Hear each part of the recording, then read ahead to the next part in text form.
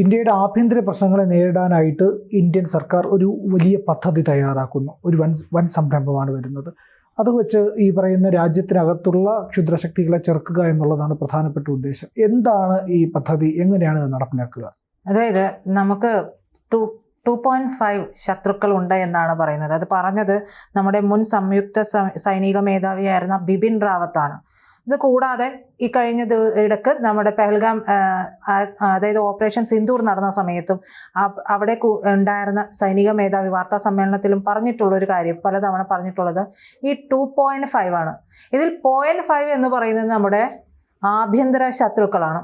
ഏറ്റവും ഭീകരർ എന്ന് വേണമെങ്കിൽ വിശേഷിപ്പിക്കാവുന്നതും ഇത് തന്നെയാണ്. കാരണം പ്രത്യക്ഷത്തിൽ 2 ശത്രുക്കൾ ആരൊക്കെയാണ് എന്നുള്ളത് നമുക്ക് മനസ്സിലാക്കാവുന്നതേ ഉള്ളൂ. നേരക്ക് നേരെ നിൽക്കുന്നത് നമുക്കറിയാവുന്നത്.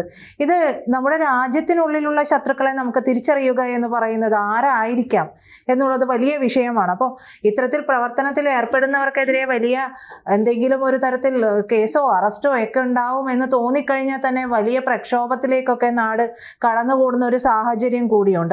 കൂടുതൽ വാർത്തകളും വിശേഷങ്ങളും നിങ്ങളിലേക്ക് എത്താൻ ABC മലയാളം സബ്സ്ക്രൈബ് ചെയ്യുക, ബെൽ ബട്ടണും അമർത്തുക.